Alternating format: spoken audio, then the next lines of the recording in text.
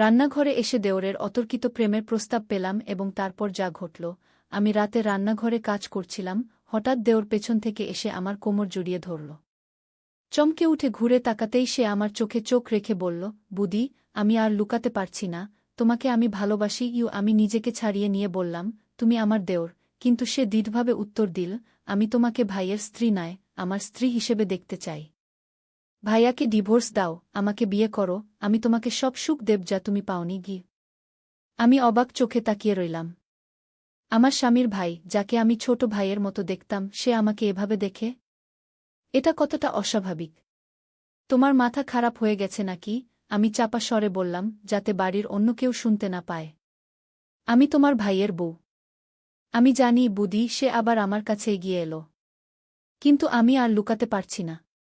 প্রতিদিন তোমাকে দেখি, তোমার হাসি, তোমার চলাফেরা, তোমার রান্না, সবকিছুতে আমি মুগ্ধ। আমি জানি তুমি সুখী নও ভাইয়ার সাথে। আমি রাগে কাঁপতে লাগলাম। তুমি কি বলতে চাও?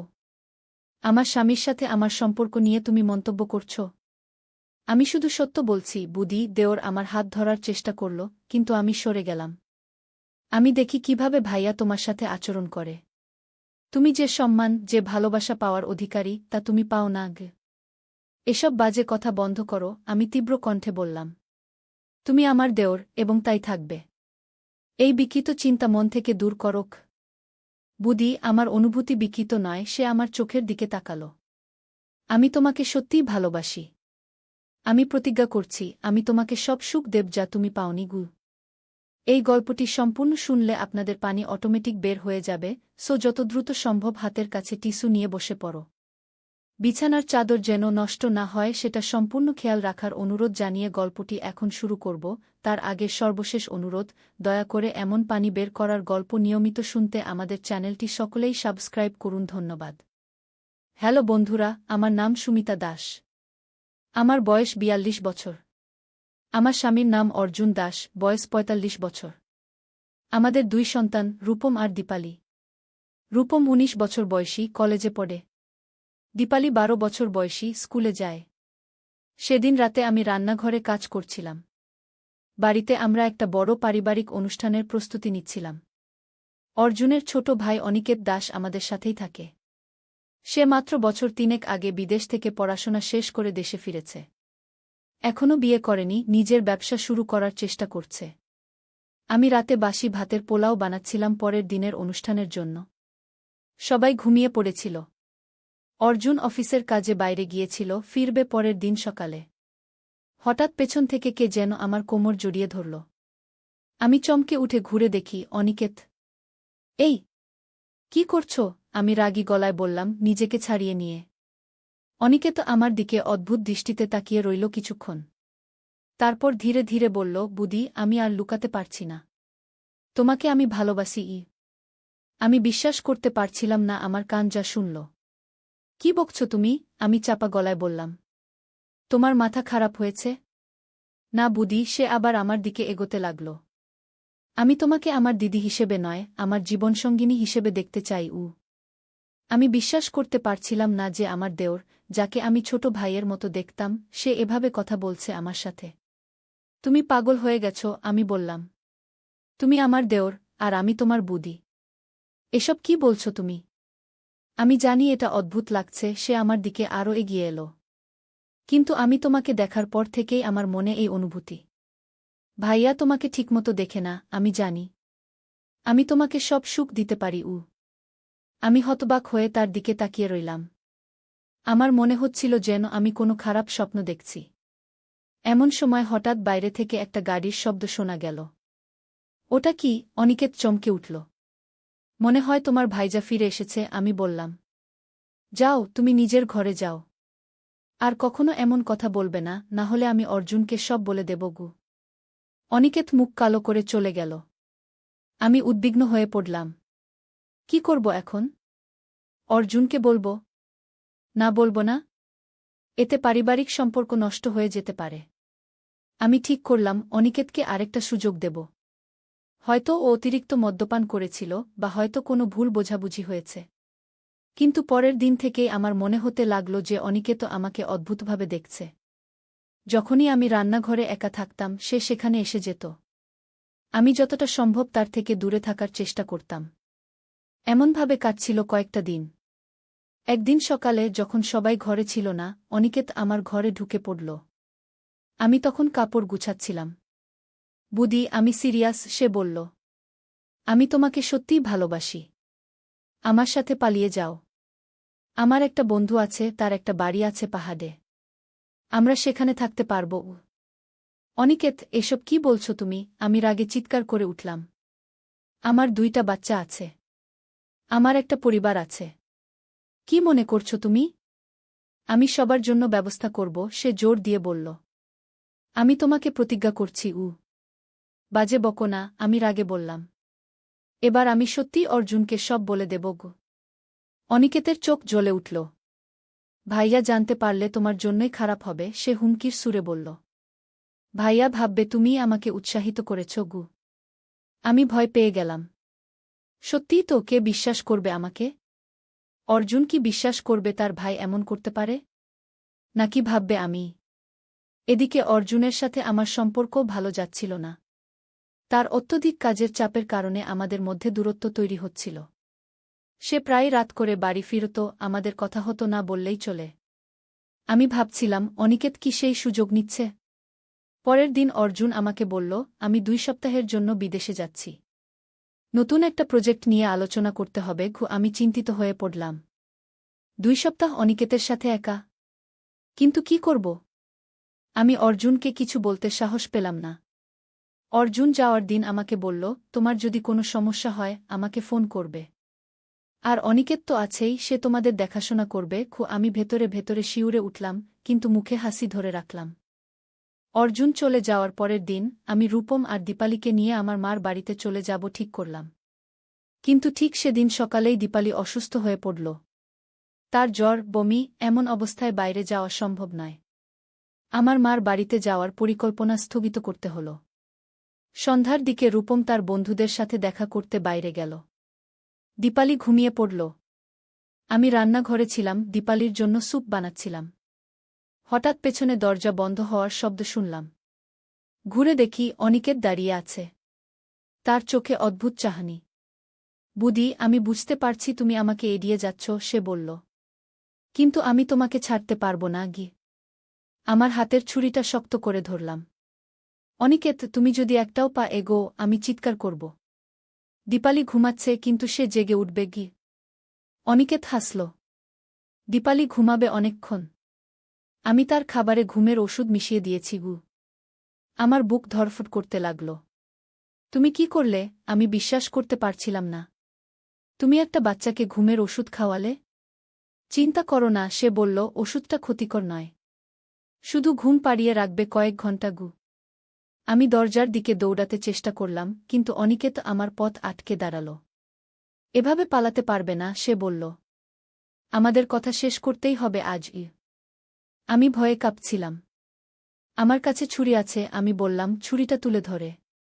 অনিকেত হাসল। তুমি আমাকে আঘাত করবে? বুদি, তুমি পারবে না গি। সে আমার দিকে এগিয়ে আসতে লাগল। আমি পিছিয়ে গেলাম, কিন্তু আমার পিছনে দেয়াল। আমি আটকা পড়ে গেলাম। ঠিক তখনই বাইরে গাড়ির শব্দ শোনা গেল।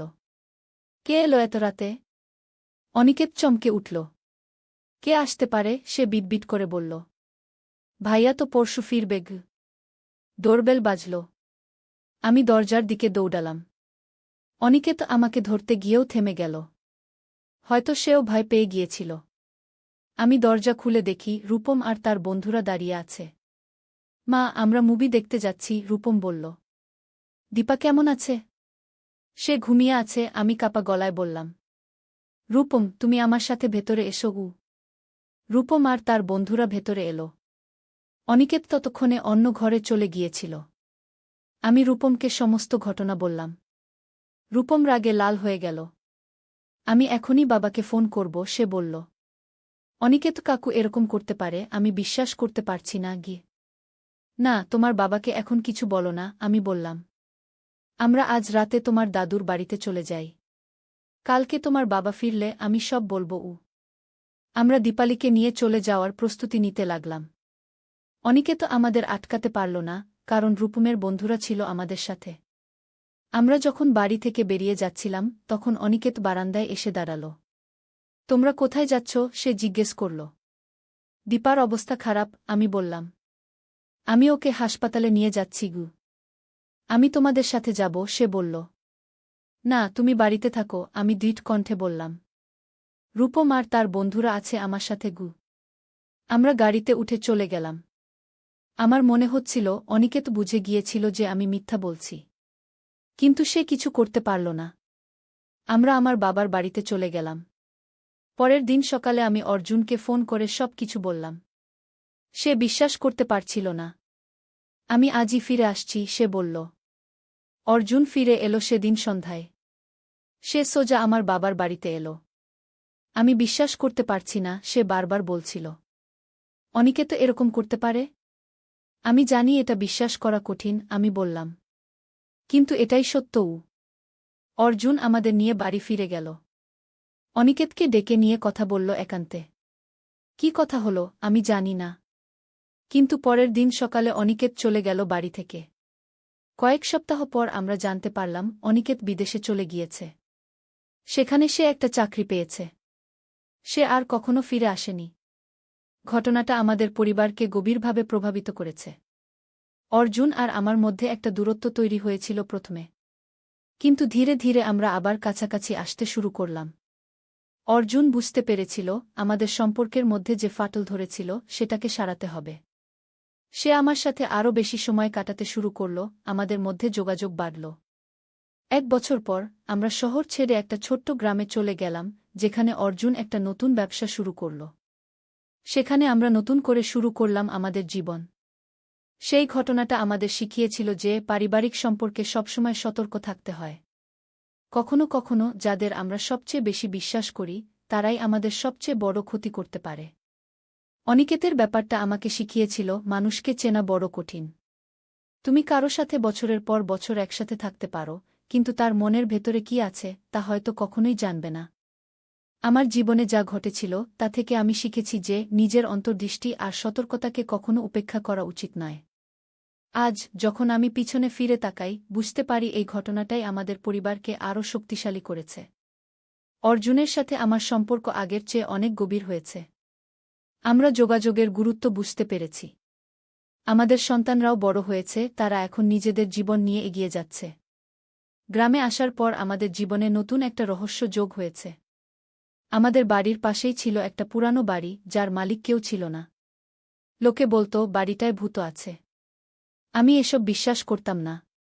কিন্তু একদিন রাতে আমি দেখলাম সেই বাড়ির জানালা আলো জ্বলছে। আমি অর্জুনকে ডাকলাম, কিন্তু যখন সে এলো তখন আলো নিভে গিয়েছিল। পরের দিন আমি গ্রামের প্রবীণদের কাছে বাড়িটার ইতিহাস জানতে চাইলাম। তারা বলল 50 বছর আগে সেই বাড়িতে একটা পরিবার থাকত। একদিন হঠাৎ করে তারা অদৃশ্য হয়ে গেল। কেউ জানে না তাদের কি হয়েছিল। আমার কৌতূহল বাড়তে লাগল। আমি সেই রহস্যময় বাড়ি সম্পর্কে আরও তথ্য জানতে চাইলাম। একদিন আমি সাহস করে সেই বাড়ির কাছে গেলাম। বাইরে থেকে দেখলাম বাড়িটা যদিও পুরনো কিন্তু ভাঙ্গা নয়। দরজা তালাবদ্ধ ছিল। আমি জানালা দিয়ে ভেতরে উকি মারলাম, কিন্তু কিছুই দেখা গেল না অন্ধকারের কারণে। আমি আশেপাশে ঘুরতে লাগলাম। বাড়ির পেছনের দিকে একটা ছোট্ট বাগান ছিল। সেখানে দেখলাম একটা পুরানো কুয়া। আমি কুয়ার কাছে গেলাম। ঝুঁকে দেখার চেষ্টা করলাম কুয়ার ভেতরে কি আছে। হঠাৎ আমার পা পিছলে গেল। আমি প্রায় পড়ে যাচ্ছিলাম কুয়ার মধ্যে, কিন্তু কেউ যেন আমাকে ধরে ফেলল। আমি ভয়ে চিৎকার করে উঠলাম। পিছনে তাকিয়ে দেখি একজন বয়স্ক মহিলা। তিনি আমাকে ধরে রেখেছিলেন। সাবধানে মা, তিনি বললেন। এই কুয়ায় অনেক রহস্য লুকিয়ে আছে গি। আমি ধন্যবাদ দিলাম তাকে। আপনি কে? আপনি কি এই বাড়ির সম্পর্কে কিছু জানেন? হ্যাঁ, আমি জানি, তিনি ধীরে ধীরে বললেন। আমি এই বাড়ির সাথে গভীরভাবে যুক্ত। আমার নাম অরুণিমা গু। তিনি আমাকে বললেন তিনি সেই অদৃশ্য হয়ে যাওয়া পরিবারের একমাত্র জীবিত সদস্য। তিনি আমাকে একটা গল্প শোনালেন যা আমার জীবন বদলে দিয়েছিল। 50 বছর আগে তিনি শুরু করলেন এই বাড়িতে আমার ভাই আর তার পরিবার থাকত। আমার ভাইয়ের একটা ব্যবসা ছিল। একদিন তিনি একটা প্রাচীন বস্তু কিনলেন একজন পথিকের কাছ থেকে। সেটা ছিল একটা ছোট্ট পাথরের বাক্স। তিনি সেটা বাড়িতে নিয়ে এলেন। অরুণিমা বললেন সেই বাক্সের ভেতরে ছিল একটা অদ্ভুত পাথর। সেই পাথর নাকি অলৌকিক ক্ষমতা রাখত। যে এটা স্পর্শ করত সে নাকি অদৃশ্য হয়ে যেতে পারত কিছুক্ষণের জন্য। আমার ভাইয়ের ছেলে অনির্বাণ একদিন সেই পাথর স্পর্শ করল, অরুণিমা বললেন। সে সত্যিই অদৃশ্য হয়ে গেল। আমরা সবাই অবাক হয়ে গেলাম। কিন্তু কিছুক্ষণ পর সে ফিরে এলো। সে বলল সে যখন অদৃশ্য ছিল তখন সে অন্য একটা জগৎ দেখতে পেয়েছিল। অরুণিমার কথা শুনে আমি বিশ্বাস করতে পারছিলাম না। কিন্তু তার চোখে এমন একটা সততা ছিল যে আমি সন্দেহ করতে পারছিলাম না। তারপর কি হলো? আমি জিজ্ঞেস করলাম। পরের দিন আমার ভাই আর তার পরিবারের সবাই সেই পাথর স্পর্শ করল, অরুণিমা বললেন। তারা সবাই অদৃশ্য হয়ে গেল। কিন্তু তারা আর ফিরে আসেনি। আমি হতবাক হয়ে গেলাম। তাহলে তারা কোথায় গেল? আমি জানি না, অরুণিমা বললেন। আমি সেদিন বাড়িতে ছিলাম না। যখন ফিরলাম দেখি বাড়ি খালি। কিন্তু পাথরটা কোথায়? আমি জিজ্ঞেস করলাম। সেটা এখনও এই বাড়িতে আছে, অরুণিমা বললেন। আমি জানি কোথায় আছে, কিন্তু আমি এটা স্পর্শ করিনি। আমি ভয় পাই। আমি অরুণিমাকে বললাম আমি সেই পাথর দেখতে চাই। তিনি প্রথমে রাজি হলেন না। কিন্তু আমার অনুরোধে শেষে তিনি রাজি হলেন। তিনি আমাকে সেই বাড়ির ভেতরে নিয়ে গেলেন। তার কাছে চাবি ছিল। ভেতরে বাড়িটা ধুলো ভরা ছিল। কিন্তু আশ্চর্যজনকভাবে সব জিনিসপত্র ঠিকঠাক ছিল, যেন পরিবারটি মাত্র কিছুদিন আগে বাড়ি ছেড়েছে। অরুণিমা আমাকে একটা ঘরে নিয়ে গেলেন। সেই ঘরে একটা বড় আলমারি ছিল। তিনি আলমারি খুললেন। ভেতরে ছিল একটা ছোট্ট পাথরের বাক্স। এটাই সেই বাক্স, তিনি বললেন। আমি বাক্সটা খুললাম। ভেতরে দেখলাম একটা ছোট্ট কালো পাথর। এটা আকারে ছোট কিন্তু আশ্চর্যজনকভাবে ভারী। এটাই সেই পাথর? আমি জিজ্ঞেস করলাম। হ্যাঁ, অরুণিমা বললেন। তুমি এটা স্পর্শ করবে না। বিপদ হতে পারে কি? আমি পাথরটার দিকে তাকিয়ে রইলাম। কালো পাথরের ভেতর যেন কিছু নড়াচড়া করছিল। আমি সেটা স্পর্শ করার প্রবল ইচ্ছা অনুভব করলাম। কিন্তু অরুণিমার কথা মনে পড়ল। আমি হাত সরিয়ে নিলাম। আমি এটা নিয়ে যেতে চাই, আমি বললাম। আমি এটা গবেষণা করাতে চাই। না, অরুণিমা দৃঢ়ভাবে বললেন। এটা এখানেই থাকবে। এটা বিপজ্জনক। আমি তর্ক করিনি। কিন্তু আমার মনে একটা পরিকল্পনা তৈরি হচ্ছিল। আমি রাতে ফিরে আসব, পাথরটা নিয়ে যাব। সেদিন রাতে যখন সবাই ঘুমিয়ে পড়ল আমি চুপি চুপি সেই বাড়িতে গেলাম। আমি জানতাম চাবি কোথায় থাকে। অরুণিমা আমাকে দেখিয়েছিলেন। আমি বাড়ির ভেতরে ঢুকলাম। টর্চের আলো পথ দেখতে দেখতে সেই ঘরে পৌঁছালাম। আলমারি খুললাম। বাক্সটা তুলে নিলাম। হঠাৎ পেছন থেকে একটা শব্দ শুনলাম। কে যেন আমার নাম ধরে ডাকল। আমি ঘুরে তাকালাম। সেখানে কেউ ছিল না। কে? আমি ভয়ে জিজ্ঞেস করলাম। আমরা শব্দটা আবার শুনলাম। এবার বুঝলাম শব্দটা আসছে বাক্সের ভেতর থেকে। আমি বাক্স খুললাম। পাথরটা আগের চেয়ে উজ্জ্বল দেখাচ্ছিল। আমি অবাক হয়ে তাকিয়ে রইলাম। আমাদের মুক্ত করো, আবার শব্দ হল। আমরা অদৃশ্য জগতে আটকা পড়েছি। আমাদের ফিরে আসতে সাহায্য করো। আমি বুঝতে পারলাম এগুলো অরুণিমার ভাই আর তার পরিবারের কণ্ঠস্বর। তারা অদৃশ্য জগতে আটকা পড়েছে 50 বছর ধরে। কিভাবে আমি তোমাদের সাহায্য করতে পারি? আমি জিজ্ঞেস করলাম। পাথরটা স্পর্শ করো, তারা বলল। তুমি আমাদের কাছে আসবে। তারপর আমরা সবাই একসাথে ফিরে আসতে পারব। আমি দ্বিধায় পড়লাম। এটা কি ঠিক হবে? নাকি এটা একটা ফাঁদ? হঠাৎ আমার পেছনে কেউ এলো। অরুণিমা! না, তিনি চিৎকার করে উঠলেন। ওরা মিথ্যা বলছে। ওরা তোমাকে ফাঁদে ফেলতে চাইছে। যারা সেই জগতে যায় তারা আর ফিরে আসতে পারে না। আগে আমি দ্বিধায় পড়লাম। কাকে বিশ্বাস করব? অরুণিমাকে নাকি পাথরের ভেতর থেকে আসা কণ্ঠস্বরগুলোকে? সুমিতা! হঠাৎ আমার পেছন থেকে একটা পরিচিত কণ্ঠস্বর শুনলাম। আমি ঘুরে তাকালাম। অর্জুন! তুমি এখানে কি করছ? অর্জুন আমাকে জিজ্ঞেস করল। আমি সবকিছু বললাম তাকে। সে বিশ্বাস করতে পারছিল না। আমরা এখান থেকে চলে যাই, সে বলল। এসব মাথা গরম করার জিনিস গু। কিন্তু পাথরটা থেকে তখনও শব্দ আসছিল। আমাদের সাহায্য করো উ। অর্জুন বাক্সটা আমার হাত থেকে নিয়ে নিল। আমি এটা জঙ্গলে ফেলে দেব, সে বলল। না, অরুণিমা আর আমি একসাথে চিৎকার করে উঠলাম। অর্জুন আমাদের দিকে অবাক হয়ে তাকাল। কি হয়েছে? আমরা বোঝাতে গেলাম, কিন্তু তখন আর দেরি হয়ে গিয়েছিল। অর্জুন ইতিমধ্যেই পাথরটা স্পর্শ করে ফেলেছিল। আর তারপরেই চোখের সামনে সে অদৃশ্য হয়ে গেল। অর্জুন, আমি চিৎকার করে উঠলাম। কিন্তু কোনো উত্তর এলো না। আমি কাঁদতে শুরু করলাম। কি করব আমি এখন? অর্জুন কোথায় গেল? অরুণিমা আমার কাঁধে হাত রাখলেন। তুমি তাকে ফিরিয়ে আনতে পারো, তিনি বললেন। কিন্তু এর জন্য তোমাকেও পাথরটা স্পর্শ করতে হবে গু। কিন্তু আপনি তো বললেন যারা যায় তারা ফিরে আসে না। সাধারণত না, তিনি বললেন। কিন্তু একটা উপায় আছে। আমি জানি কিভাবে গু। তিনি আমাকে বললেন, সেই অদৃশ্য জগতে যাওয়ার পর আমাকে অর্জুনকে খুঁজে বের করতে হবে। তারপর একটা বিশেষ মন্ত্র উচ্চারণ করতে হবে। সেই মন্ত্র উচ্চারণ করলে আমরা ফিরে আসতে পারব। কিন্তু সাবধান, তিনি বললেন। তুমি সেখানে বেশিক্ষণ থাকতে পারবে না। যত বেশিক্ষণ থাকবে তত বেশি ফিরে আসা কঠিন হবে গু। আমি সাহস করে পাথরটা স্পর্শ করলাম। আর তারপরেই আমি অনুভব করলাম আমার শরীর হালকা হয়ে যাচ্ছে।